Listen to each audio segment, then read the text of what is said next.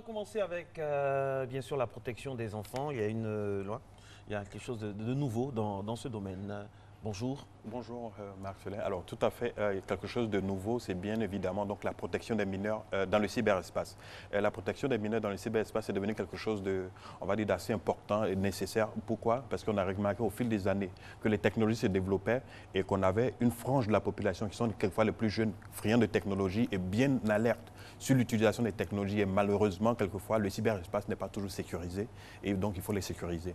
Alors en Côte d'Ivoire, récemment, bien sûr, le gouvernement a pris la décision de dire les 4 SIM donc, sont éventuellement donc, interdits aux mineurs, c'est-à-dire qu'ils n'ont plus la possibilité d'acquérir des 4 SIM, d'aller les acheter. Par contre, ils ont toujours accès justement donc, aux services de téléphonie sans problème. C'est-à-dire que quand on est jeune aujourd'hui, qu'est-ce qui se passe? Quand on est mineur, on va dire moins de 16 ans, qu'est-ce qui se passe? C'est qu'il faut acheter maintenant donc, une 4 SIM avec l'autorisation des parents ou alors un tuteur légal. De sorte à ce que si jamais donc, il y a des difficultés, bien sûr, les difficultés, ce n'est pas seulement au niveau, on va dire, de l'enfant, mais également donc, des parents. Les parents ont la possibilité donc, de répondre, mais également donc, l'enfant est protégé par ses parents qui sont éventuellement les détenteurs de la 4 SIM. C'est une très bonne idée expliquée comme ça, et effectivement c'est salutaire, hein, parce qu'on a entendu beaucoup de choses. Mais je pense qu'on peut étendre, hein, aujourd'hui des mineurs achètent de la cigarette, les mineurs achètent de l'alcool, des mineurs vont dans des hôtels, etc. etc. C'est bien beau de sécuriser le cyberespace, comme vous dites, mais encore mieux de sécuriser l'espace, la vie réelle tout court. Quoi. Donc l'appel est lancé justement à qui de droit? Tout à fait. Alors comme je l'indiquais justement, c'est que Internet aujourd'hui c'est la vraie vie. Du coup, aujourd'hui, quand vous voulez faire des transactions, quand vous voulez faire un certain nombre d'opérations, il est bien évidemment que vous utilisez quelquefois votre mobile et tout cela, et même recevoir de l'argent. Et si ce n'est pas sécurisé, qu'est-ce que vous faites? Et un mineur, aujourd'hui, n'a pas la possibilité d'accéder à des endroits. Il faut qu'il soit accompagné donc, on va dire, d'un adulte. Et c'est pareil aujourd'hui donc, dans le cyberespace. Quand vous achetez donc, la 4 SIM pour votre enfant, vous l'accompagnez dans le cyberespace, vous avez la possibilité de vérifier non seulement ce qu'il fait, mais également qu'il ne soit pas, je vais dire, à la portée quelquefois d'un certain nombre de personnes qui peuvent être dangereuses donc, pour votre enfant. Aussi simple que ça. En fait, tout est fait pour vraiment protéger l'enfant et surtout accroître la responsabilité des parents. Merci beaucoup à vous pour ce giron enfant. Alors, on va parler aujourd'hui de WACREN, le réseau de recherche et d'éducation, c'est cela? Tout à fait. Donc, de l'Afrique de l'Ouest et centrale. Dites-nous un peu tout, monsieur le spécialiste.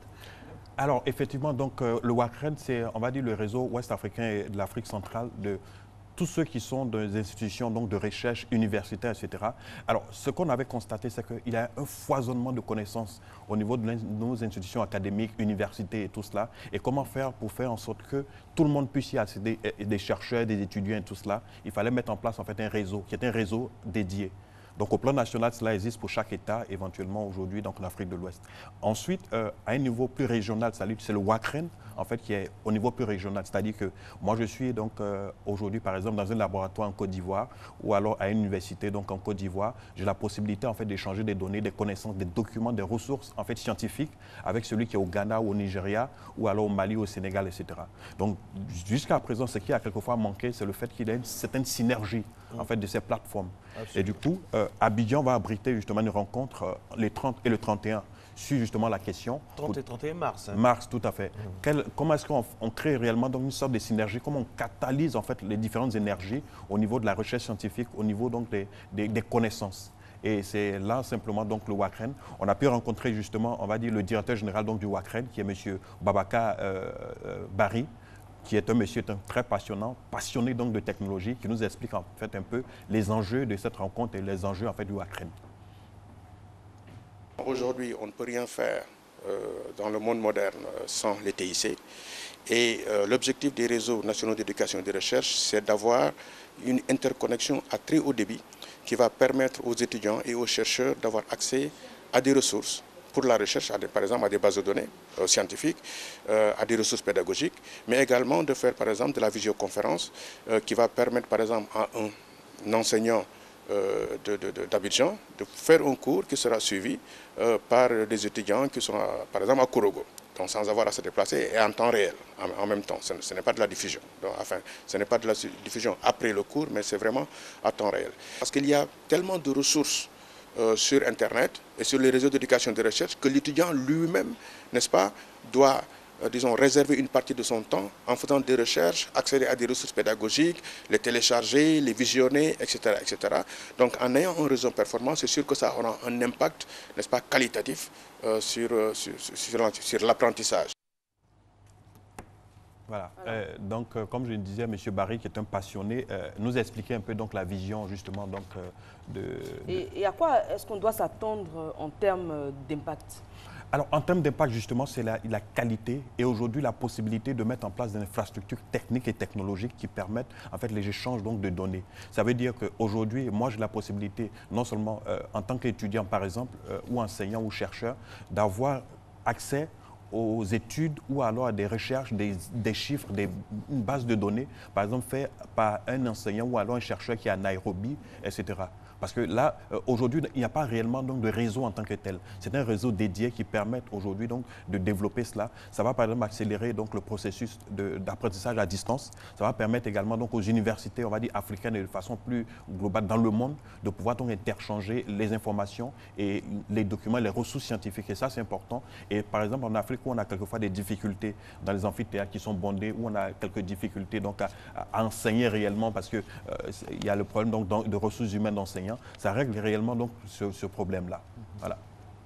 En tout cas, je pense que c'est très important. Ça va permettre quand même de désengorger les amphis. Et puis, est-ce qu'au niveau africain, on suit vraiment réellement le mouvement? Est-ce qu'on essaie de s'appréhender cet état des faits-là? Très bien. Alors, c'est la question évidemment que nous avons posée donc, à M. Barry.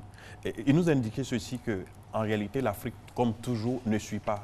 Parce que les problèmes d'infrastructure, on a des problèmes quelquefois qui sont liés à la santé, l'éducation, etc.